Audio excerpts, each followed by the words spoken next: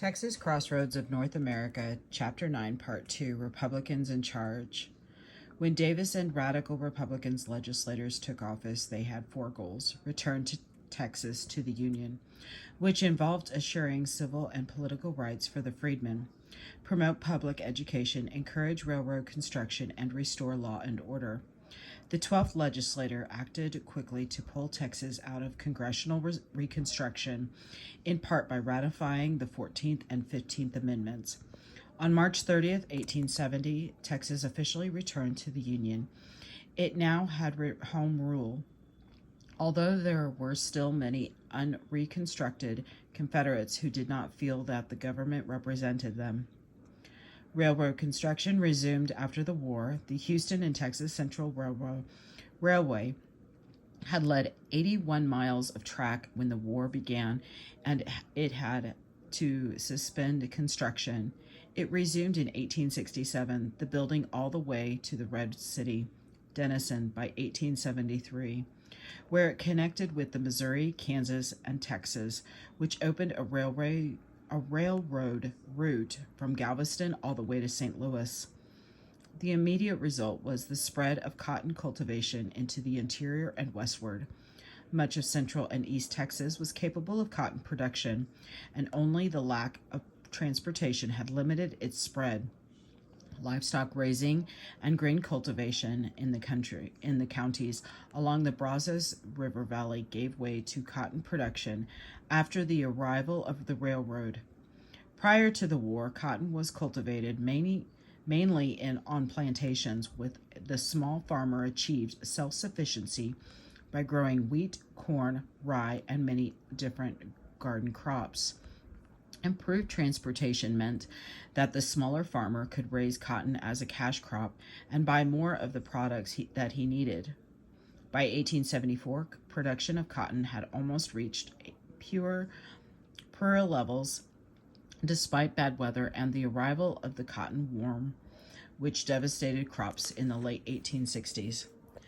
The growing dominance of cotton was good in prosperous years, but ruinous in bad years, and increasingly linked the state's economy to a single crop. One of the most far-sighted accomplishments of Davis and Republican-dominated 12th legislature was the public education system. In 1870 to 1871, they passed laws establishing a free compulsory public school system to be supported with an adequate tax base.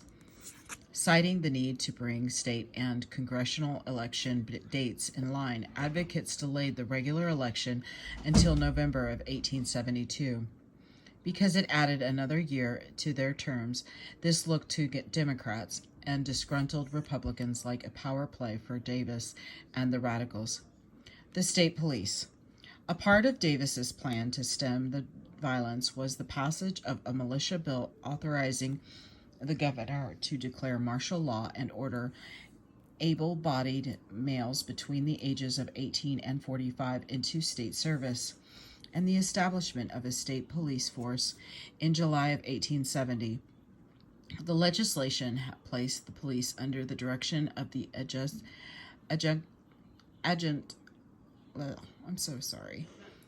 adjutant general, who reported to the governor. Many of the police were veterans of the war, both North and South. They were white, Mexican, and black. Some had experience as lawmen, and alas, some as criminals. Most all of them were Republicans. Although the legislation authorized a force of 257, there were never more than 200 troopers. Much to the dismay of the Democrats, Governor Davis immediately sent the police into areas where he proclaimed martial law to deal with gangs of outlaws in Hill County, Huntsville, and Lampasas. According to one estimate, there were more than 1,500 documented cases of white on black violence and 1865 to 1868 in their first month. The police arrested 978 suspects, 109 for murder and 130 for attempted murder. By 1872, arrests totaled 6,820, 587 for murder, 760 for attempted murder, and 1,748 for other felonies. In 1871 alone, they arrested 3,602 suspects and recovered $200,000 worth in stolen property. Despite this laudable record, they became one of the most hated and misunderstood organizations in the state. Detractors called them the governor's hounds. Many accused them of supporting the Davis military dictatorship, but as Matthew Gaines, one of two black senators during Reconstruction, remarked, the real problem was not the idea of placing such a great power in the hands of the executive, but the idea of gentlemen of my color being armed and riding around after desperados. To add further fuel to the fires of resentment, Davis often called out the militia to protect African Americans, mostly against real threats, but at times the Democrats charged that it was for the purpose of political and intimidation of his enemies, and the Democrats, with many of their number no longer excluded from voting and holding office, were gaining in power. They continued to resist citizenship rights for African Americans and saw Davis's presence in the governor's mansion as yet another feature of federal Reconstruction in the elections of 1872. They would be ready. Black Texans. Growing population, the increased cultivation of a desirable cash crop, the steady growth of cities and towns, and the decreased violence assured that Texas recovered from the war more quickly than other southern states. While conditions for the black man did not keep pace, there were significant improvements, of course. The most important change was freedom itself. The modest and conflicting goals of President Johnson's Reconstruction Plan encouraged the planter class to hope, and in some cases assumed that the economic and social conditions would change little and that some form of slavery, such as gradual emancipation, would be coupled with a system of compulsory labor. Even though that was not the case, most blacks took General Granger's advice to remain with their former masters and engaged in agricultural pursuits, either working for wages or as sharecroppers. Perhaps as many as 25% left their masters. A smaller percentage farmed their own land in several Cotton Belt counties. Some went to work on ranches and on the trail drives. George W. Saunders, a legendary South Texas cattleman, estimated that the freedmen constituted 25% of the cowboys and drovers in post-Civil War Texas. In East Texas, they worked in the burgeoning lumber industry. Others moved to towns where they sought work as policemen, soldiers, railroad workers, and domestic servants. Although they faced resistance from white artisans who feared that they would drive wages down, some blacks went into trades. They took jobs on the dock in Galveston and formed their own union in 1870. A number of black youths attended the Freedmen's Bureau schools, but even more attended school after. The 12th legislature established a free statewide education system, segregated but with compulsory attendance for children between the ages of 5 and 18. One estimate concluded that 129,542 students enrolled in school in 1872 through 1873, approximately 56% of all the school-age children in the state, and that 1/4 to 1/3 of them were black students. The African Methodist Episcopal Church in Austin established Paul Quinn College in 1872 as an elementary and secondary school, and the following year the Texas Conference of the Methodist Episcopal Church founded Wiley College in Marshall. Perhaps most important, freedmen began immediately to establish their families, which had been virtually impossible under slavery. The Constitution of 1868 to 1869 recognized their marriages and their personal rights. By 1870, more than 3/4 of blacks lived in a traditional family situation headed by a father by a father about the same percentage as whites.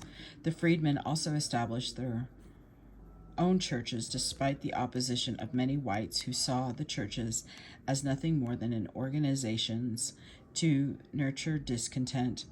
Embracing the evangelical style of worship so popular in Texas, most blacks attended Baptist or Methodist churches, often associated with the denominations where they had worshipped as slaves. Their congregations were separate, but they sometimes shared a building with a white congregation. The black churches quickly became the center of the black community, providing social, educational, and political activities. Indian policy. When the U.S. military withdrew from the West Texas as the war began, one resident predicted that the Indians will run roughshod over this country. Some settlers immediately left their homes and moved to the relatively safety of more settled areas. Others moved closer to their neighbors. Governor Francis R. Lubbock quickly organized frontier regiments in an effort to replace the military, and the Confederacy sent a representative, Albert Pike, to negotiate a peace treaty with the Comanches in August 1861. Pike asked only that the Comanches prepare to support themselves and live in peace and quietness in return for annuities and permission to hunt in the West, which some historians have pointed out would have required that the Comanches cease being Comanches. The annuities were important, for a long-running drought had reached its 16th year as the treaty was signed. The bison herds had diminished, and a smallpox epidemic in 1862 killed many members of the tribe. Caught between Confederate Texas and Union New Mexico, the Comanches maintained the appearance of neutrality, and they adroitly played one off against the other while continuing to collect provisions from both sides. The following year, the U.S. Senate rejected a proposed treaty with the Comanches and the Kiowas that sent them raiding once again. They had learned from a few probing forays that there were fewer soldiers and rangers on the frontier than there had been. They stole large numbers of horses and cattle along the Texas frontier, which they sold to Union contractors to New Mexico. Governor Lubbock appealed to the Confederacy for aid, but Brigadier General B. Magruder, commander of the Department of Texas, saw little Indian threat and continued to divert troops to the Eastern Theater. Meanwhile, the state defense units of the Frontier Regiment and later the Frontier Organization maintained the peace, at least as well as the antebellum army had. Postbellum negotiations. With the collapse of the Confederacy in 1865, U.S. peace commissioners met with 11 Comanche chiefs on the Little Arkansas River in present-day southern Kansas and signed the Treaty of Little Arkansas.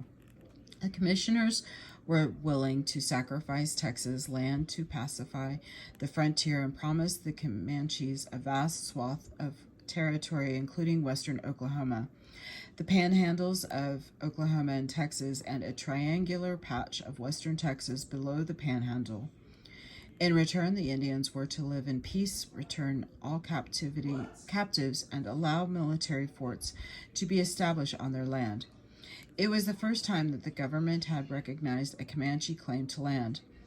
With the treaty in place, U.S. officers stationed most of their troops in the populated areas of Texas and along the Rio Grande, where the French invasion of Mexico had created some concern.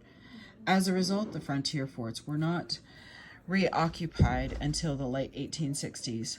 Only 2 cavalry regiments were assigned to the Comanche frontier, and many Texans had not returned from the war. This seemed to create the perfect situation for a Comanche resurgence as herds of unprotected cattle roamed free with only a depleted workforce to defend them. By 1867, Texans estimated that 162 people had been killed and 43 abducted, and that they had lost 4,000 horses and 30,000 cattle, many of which the Comanches had traded to the Comancheros, Hispanic traders in New Mexico. The Comanches once again extended their raids into Mexico and eastward into New Mexico. Governor Throckmorton watched in dismay as the entire western frontier seemed to collapse. Federal authorities refused to respond because they thought he was exaggerating the situation. The murders that have been committed on our frontier are so frequent that they are only noticed by their friends and acquainted as they would notice one's dying a natural death, one official explained. Other well-publicized incidences, the Sand Creek Massacre in 1864 and the Fetterman Massacre in 1866, among others, helped bring about reconsideration of U.S. Indian policy and created a split between the Army and the Bureau of Indian Affairs. Perhaps daunted by the bloody Civil War, the public now seemed to support a more humanitarian policy toward the Indians, and Congress created the Indian Peace Commission, which met with representatives of 5 Plains tribes at Medicine Lodge Creek, 60 miles south of Fort Larned, Kansas, in October of 1867. The commissioners offered cash and the usual gifts and annuities, but wanted to limit the Comanches and Kiowas to a 5,500 square mile reservation, rather than let them roam the western frontier of Texas.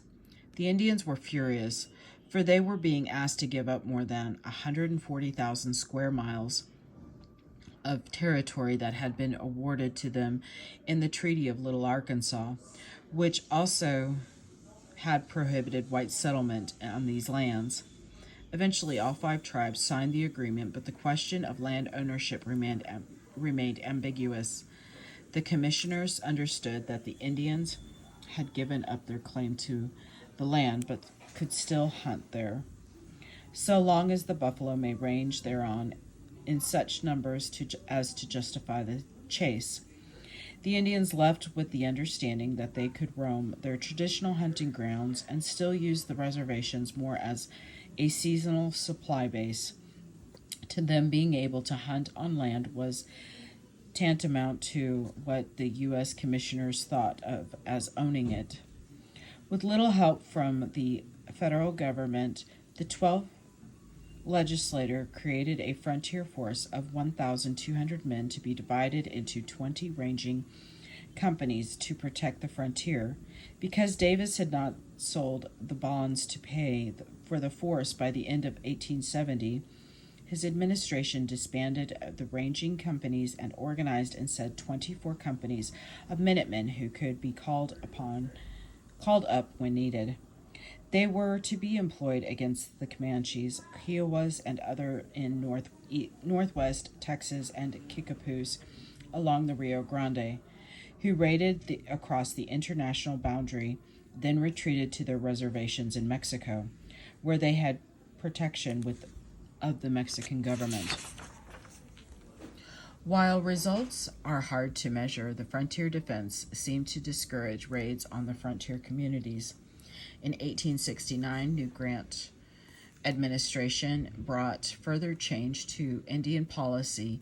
The new peace policy emphasized Christian education over force and employed Protestant missionaries as Indian agents.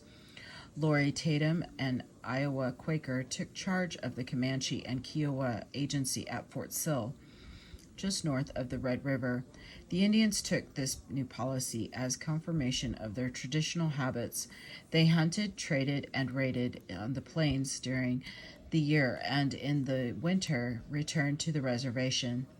The peace policy considered the reservations to be demilitarized zones where no arrest could be made, although had Tatum been able to identify any raiders, he would have at least withheld their rations. The military quickly became disenchanted with this policy. General Sheridan explained, "If a white man commits murder or robs, we hang him or send him to the penitentiary. If an Indian does the same, we have been in the habit of giving him more blankets." Sherman's investigation. The Indians' raids had grown to the extent that Governor Davis accused the Army of failing to protect the Texas frontier and organized 7 new ranger companies. The Secretary of War called for an investigation, and William T. Sherman, who had succeeded President Grant as commanding general of the armies, decided to conduct it himself. Sherman still intended to discredit reports of Indian raids, believing that many were the work of white men disguised as Indians. With a small 17-man escort, he followed the Butterfield Overland Mail route to Fort Richardson near Jacksboro, in northwest Texas frontier. Arriving on May 18th, he learned that more than 100 Indians had attacked a 12-man wagon train that had followed him by only a few hours. The details were gruesome. They had killed 7 teamsters, chaining one to a wagon wheel and setting him on fire. Sherman was furious. The Indians had let his party pass, choosing to attack the more poorly defended freighters. He immediately dispatched Colonel Reynold S. McKenzie, commander of the 4th Cavalry at Fort Richardson, to search for perpetrators. With new respect for marauding Indians, Sherman left Fort Richardson on May 20th for Fort Sill, riding in his ambulance with a Winchester rifle on his lap. When Sherman arrived at Fort Sill, he learned that the Kiowa Santana had bragged of the attack to Tatum. Sherman interviewed the Indian himself and arrested him on the spot, along with Satonk and Big Tree, whom Santana had implicated in the attack. A 4th leader, Big Bow, got away. McKenzie took the 3 Indians to Jacksboro to be tried in a civil court. But Satonk was killed en route when he pulled a knife and injured one of the guards in an escape attempt. The other 2 were tried and sentenced to be hanged. President Grant and other federal officials, including Tatum, appealed to Governor Davis to commute their sentence, arguing that holding the 2 chiefs hostage might do more to quell the violence than executing them. After visiting with Tatum and tribal leaders at Fort Sill, Davis agreed and sent the chiefs to prison in Huntsville. 2 years later, he bowed to federal arguments that Texas had no jurisdiction over the 2 Indians because they were not citizens, and pardoned them. In the fall of 1871, Sherman, now convinced of the seriousness of the reports, ordered Colonel McKenzie to lead the battle, hardened troops of the 4th Cavalry and the 11th Infantry into the Llano Estacado and stop the raids. McKenzie marched through Blanco Canyon into the eastern Llano, pushing the Comanches deep into the plains until winter weather forced him to interrupt the operation. He was back again the following spring, avoiding major engagements, yet disrupting the Indian seasonal activities. In September 1872, he ambushed a large village on the North Fork of the Red River, forcing the Indians back to the reservation. The slaughter of the buffalo. Meanwhile, an equally effective assault on another kind was underway. The Transcontinental Railroad, completed in 1869, had divided the great American bison herd into 2 huge groups, one north of the railroad and the other to the south. The southern herd ranged deep into Texas, coming into contact with the advancing cattle and farming frontier. With the white hunters, the deadliest killers that the bison had yet encountered, J. Wright Moore, a Kansas buffalo hunter, glimpsed the potential of the buffalo trade in 1871 when he sent 57 hides to relatives in New York with the instructions to try to sell them. A Philadelphia tanner purchased the lot for $200. When the hides proved to make fine leather, he gave the Moore brothers an order for 2,000 more, and by the mid-1870s, There were perhaps 3,000 buffalo hunters roaming the Texas Panhandle in search of what was left of the once great southern herd. The slaughter that would bring the American bison almost to extinction had begun. Previously, the Plains Indians depended upon the bison for every aspect of their lives, and white men had killed them for sport and food, primarily for the crews building the transcontinental railroads. Now the hunters slaughtered them for their hides, which could be quickly converted into cash. They left the carcasses on the ground to rot. No mercy was shown to the buffalo. Plainsman and Indian fighter Billy Dixon recalled of his 1874 hunt. Quote, I killed as many as my 3 men, skinners, could handle, working them as hard as they were willing to work.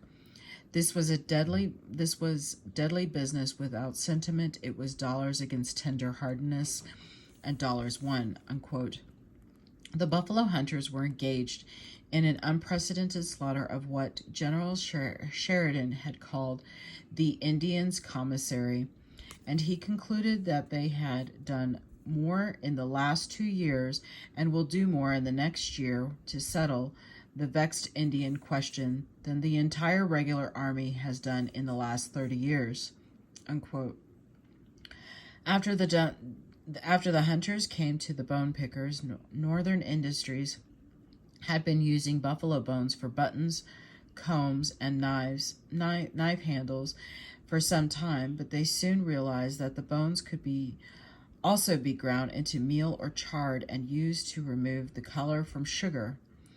Fresh bones also provided calcium phosphate ash for bone china furnaces. By the mid-1870s, bone pickers got from $7 to $9 per ton for bones to $12 to $15 for hooves and horns, and the prairie was littered with the bleached bones of the millions of animals that the hunters had killed and left to rot. Pickers hauled wagon loads of bones to the railroad right-of-way and stacked them to be shipped, some of the mounds reaching a height of 16 feet and stretching for half a mile.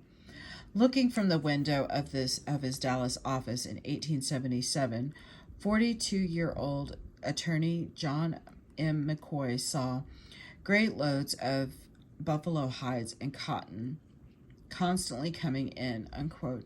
Texas led the world in bone production for a brief period during the early 1880s, and prices got as high as $22 to $23 per ton. Within a few years, however, the bone pickers had gathered virtually all the bison skeletons, and by the turn of the century, industries returned to using cow bones. In the spring of 1874, the Comanches found the plains littered with the skinned, rotting carcasses and bones of thousands of buffaloes. The spring hunts, carried out in the midst of dozens white hunters, yielded few kills, and the Plains Indians faced starvation. Inspired by the charismatic medicine man Isa Tai, various tribes gathered on Elk Creek near the North Fork of the Red River to consider their future. They concluded that they must drive the hunters from the plains, and on June 27th, more than 700 Comanche, Cheyenne, and Kiowa warriors under the leadership of Kiana Parker, the son of the kidnapped Cynthia Ann Parker, and Chief Peta Nakona, and Isai Tai attacked a camp of buffalo hunters at Adobe Walls, northeast of what is today Borger. The well-armed hunters repelled the Indians, who then laid siege, but Kiana was wounded, and when a stray shot killed Issa Tai's horse, the Indians lost confidence in him and gave up the siege. Indians of all 3 tribes fled their reservations and took refuge on the staked plains of the Texas Panhandle, the heart of the remaining Comanche domain. Army columns advanced from 5 directions because the Indians were elusive and would fight only under favorable conditions. The army fought few battles. but resorted to brutal tactics such as slaughtering their horses, ravaging their villages, and confiscating food and weapons, anything the Indians needed to survive. The worst blow was Colonel Mackenzie's surprise attack on a camp in Palo Duro Canyon in September. Few Indians were killed, but Mackenzie captured 1,400 horses and most of the Indians' winter food supply. He gave several hundred horses to the Indian scouts and then ordered the others slaughtered. So relentlessly the army harassed the Indians through the winter of 1874 to 1875 that most returned to their reservations and surrendered. The Red River War ended Indian hostilities on the southern plains and brought to a close the conflict that had raged along the Texas frontier for more than 50 years. West Texas was now open to ranchers and farmers, which set the state on a different course from the other southern states. The Redeemers in control. In preparation for the congressional elections of 1871, when all 4 Texas congressmen were on the ballot, the Democratic Party in Texas reorganized itself, hoping to lure former supporters back into the fold as well as appeal to the many recent immigrants. The Reconstruction amendments and black suffrage were no longer issues, and they no longer felt the need to seek the support of conservative Republicans at their January convention. They emphasized traditional Democratic issues such as states' rights and the alleged corruption and centralization of power of the Davis administration. They noted with approval that the Hamilton and Peace right wing of the Republican Party was splitting away from Davis. The Democrats focused on the school system, perhaps because it was the largest item in the state's budget. The Davis administration had organized a totally new system in 1 year at a cost of $1.2 million.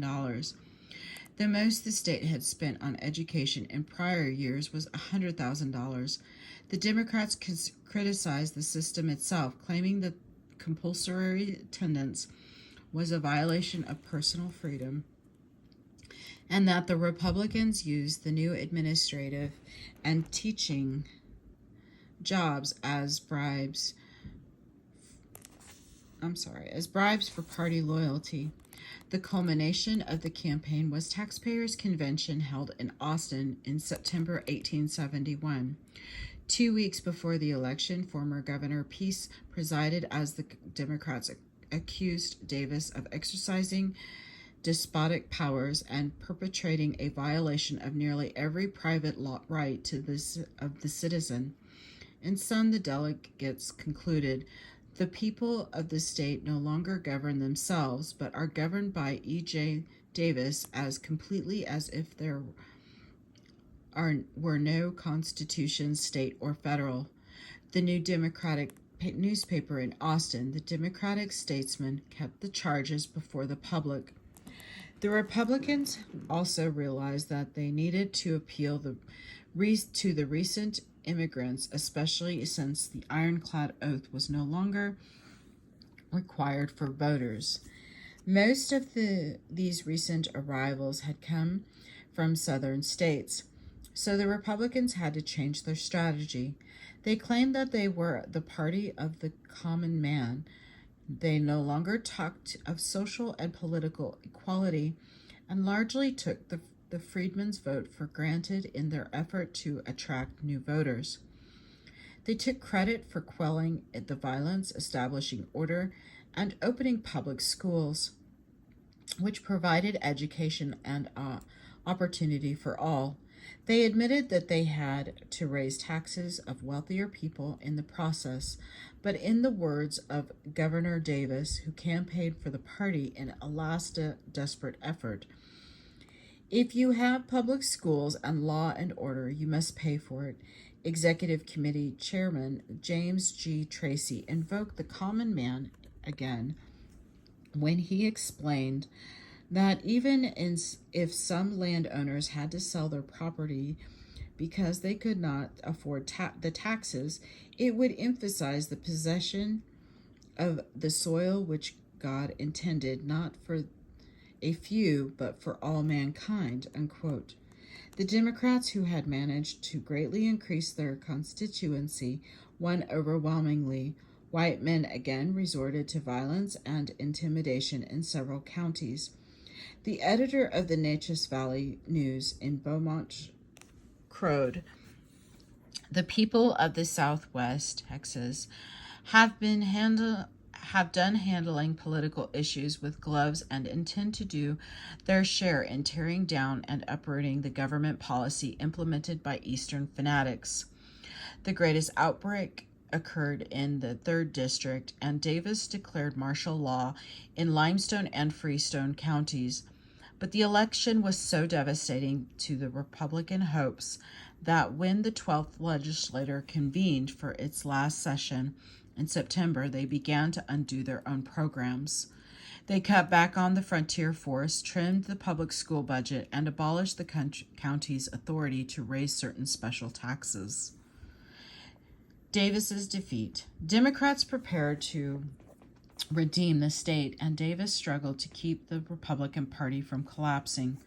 The fall of 1872 elections completed the rout. Democratic candidate Richard Koch, a Waco lawyer, Confederate veteran, and district and state judge under presidential Reconstruction, decisively defeated Davis. The Democrats won a majority in the House and overwhelming election victories throughout the state. Where the Republican had held 55 seats in the House, they now held only 12. Where they had a thin majority in the Senate, they were now the minority. The Democrats did not win through enough Senate seats to override gubernatorial veto, only because 2/3 of the seats were not up for election. In part, the election reflected the disenchantment of former Davis supporters, some of whom had participated in the Taxpayers' Convention. No doubt, intimidation of black voters continued to play a role, but there was a more sinister element that crept into the campaign, as it became apparent that the old elite had maintained control of the Democratic Party. Poor whites objected to the party's generous support of the railroads and even proposed organizing a people's movement, unquote, to represent their interests. In response, Democratic spokesmen argued that Davis was the black man's candidate and that whites must sacrifice their economic interest for the sake of racial unity. The success of this argument clearly reflected the continuing and growing Southern sentiment among Anglos, both those who were in Texas before the war and those new immigrants who arrived after the war. But the governor still had supporters, and they quickly identified issues on which they felt they could challenge the elections. They argued that before the state Supreme Court that the Constitution required that elections should be held at the county seats until otherwise provided by law, and the polls shall be opened for 4 days, unquote. A constitution had been violated because the legislature had ordered that the polls be open for only 1 day. On January 5th, 1874, the court agreed with the Davis supporters that the election was illegal, thereby voiding results not only in the governor's race but also all the other races, and opening the door to legal challenges to any actions the new state of elected officers might take. Davis had not been involved in the court challenge, but he felt obliged to uphold the rulings of the Attorney General and the Supreme Court, even as the Democrats proceeded with plans to convene the legislature and inaugurate Koch, the Democrats rejected the Attorney General's opinion and openly defied the court decision, forcing Davis to acquiesce or use force. Although Davis called UP units of the state militia, he did not have the military power to stop the Democrats and telegraphed President Grant to request military intervention to keep the peace until the political situation could be resolved. The president replied that domestic violence as defined in the Constitution did not exist, that the elections had been conducted with the approval of the governor and both political parties, and that it would be prudent as well as right to yield to the verdict of the people as expressed by their ballots. Without support from the federal government, Davis had no choice but to vacate the office. The scope of the Republican defeat was apparent when the 13th legislature convened on January 13th, and the Republicans joined the Democrats in abolishing more of Davis's agenda. They eliminated the state police force, which had a mixed record, but did a great deal to defend the rights of the former slaves. They changed some of the governor's appointive offices to elective and repealed his power to declare martial law. They permitted voting to be moved back to precincts and broke up the school system, shifting much authority to local school boards. By the elections of November 1873, virtually the only radical Republicans still in office were the remnants of radical home rule, serving out their terms. As a political player and as governor, Davis had been punitive and controlling, but he had also been genuinely concerned with the law. With the problems of post-Civil War Texas and with the rights of freed African Americans, he befriended several black leaders, including Norris Wright Cooney of Galveston, who much later became the chair of the state Republican Executive Committee. Even his moderate detractors acknowledged what they called, quote, the unseemly advances of the Negro under his administration. Their racist rhetoric and their desire to overturn progressive Reconstruction policies were apparent, yet they were concerned in their embrace of a theoretically more balanced and less centralized government. Koch and his supporters lost no time in consolidating their power, placing Democrats in district judge positions and all 5 positions on a new state Supreme Court. The revision or replacement of the Republican-dominated Constitution of 1869 would take more time. In particular, Democrats wanted to abolish the centralized powers that the Republicans had established. They wanted to limit the governor's and the legislators' authority and to do away with the voter registration provisions that had kept many of them on the ballot box. The Constitution of 1876. It is surprising that it took the Redeemers until 1876 to rewrite the 1869 Constitution, that many consider the tool of the radical Republicans. The 14th legislature assigned a commission to write a new Constitution by making a few key changes to the Constitution of 1869. But that smacked too much of the Republicans' centralization of power, and the draft failed to pass either house of the legislature. The reason Governor Koch gave for the delaying of a constitutional convention was that the state did not have enough money, which portended the mood of the 90 delegates who gathered in Austin in September 1875. The majority agrarian population was represented by 41 farmers, the largest bloc at the convention, almost all of whom belonged to a newly formed organization, the Patrons of Husbandry or the Grange, unquote, a cooperative to protect and improve the lives of farm families who were feeling threatened in their livelihoods and increasingly marginalized after the economic panic of 1873. 21 lawyers also served in the convention. 75 of the delegates declared themselves as Democrats. While there were 15 Republicans, 6 of whom were African Americans. A number of the delegates had served as officers in the Confederate Army. There were also a few U.S. Army veterans. The Democrats, who valued the Jacksonian philosophy of limited government and low taxes, considered the Republican to be spendthrifts, for they had left the state $2,418,626 in debt when Davis left office, a total that was inflated by bonds issued to cover expenses after taxpayer revolt cut anticipated revenues.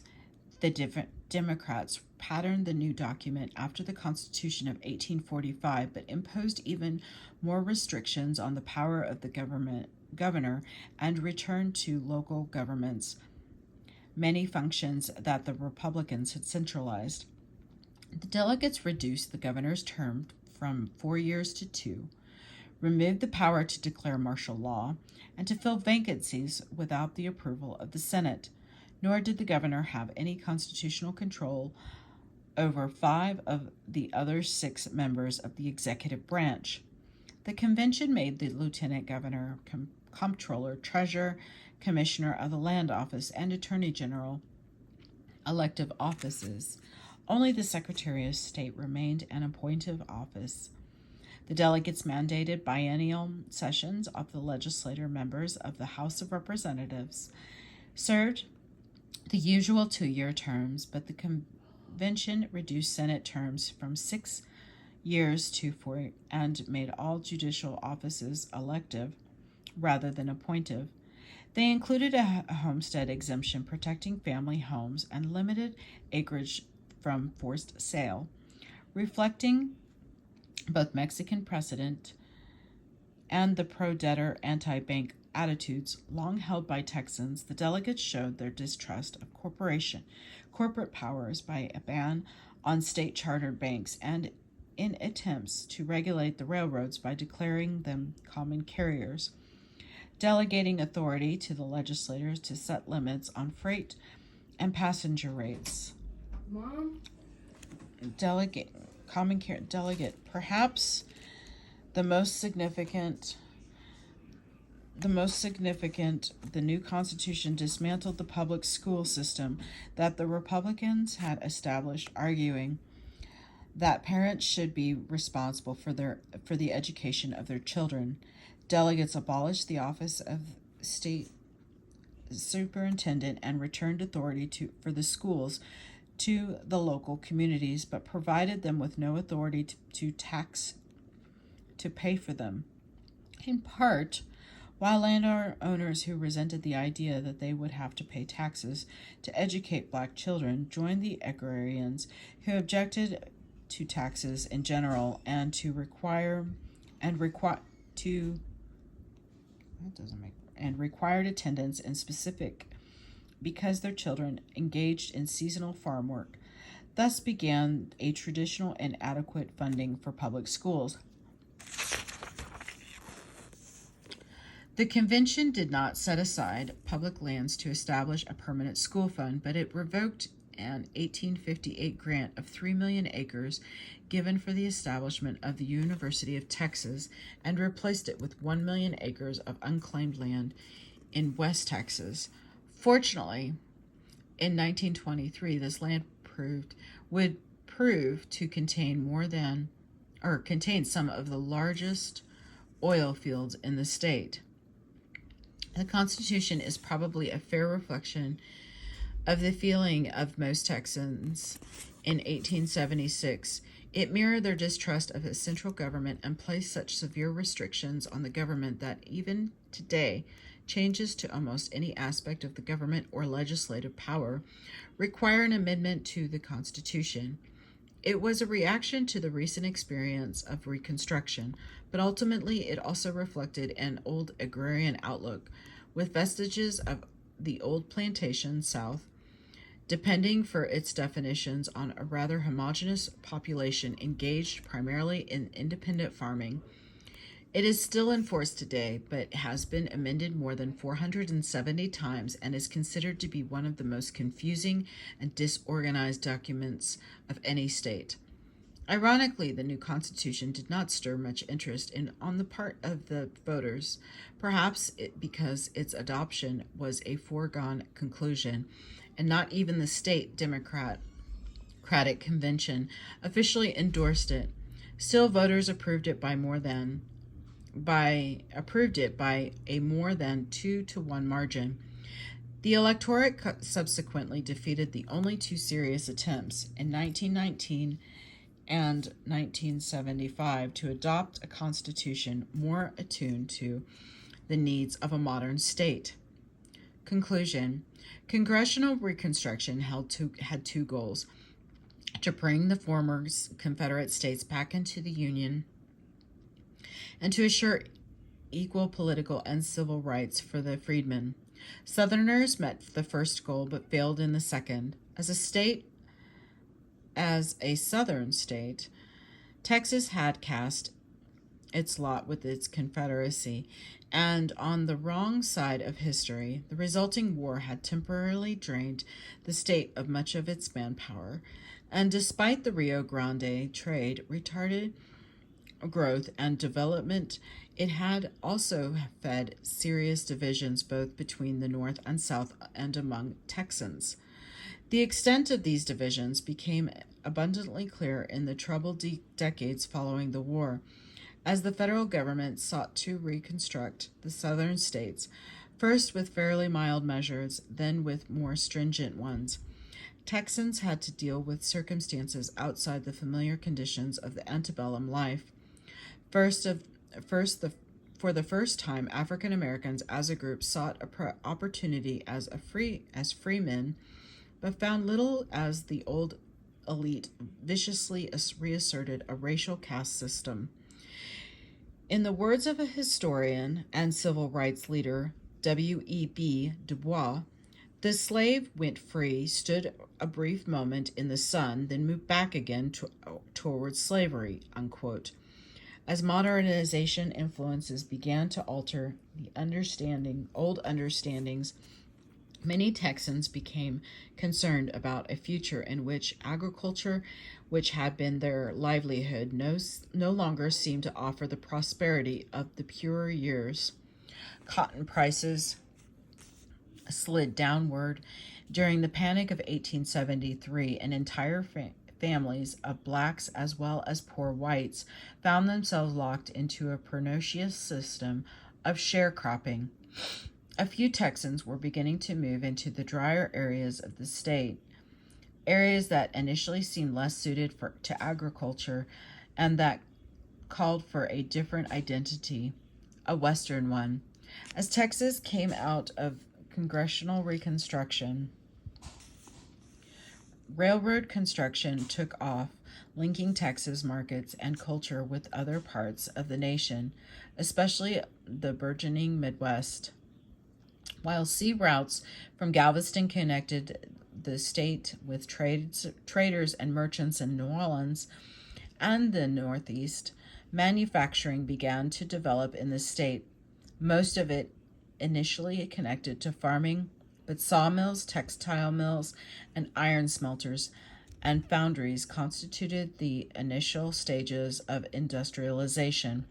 Towns were becoming cities, the largest, Galveston, boasting not only colleges, banks, theaters, and concert halls, but such modern amenities as streetcars and gas lights. More and more, Texas would become firmly linked culturally and economically to the rest of the nation, but it continued to carry the burden of its Southern legacy, reinforced by the Reconstruction experience in attitudes toward government, political parties, and race well into the 20th century. This is the end of Chapter 9, Part 2. Thank you.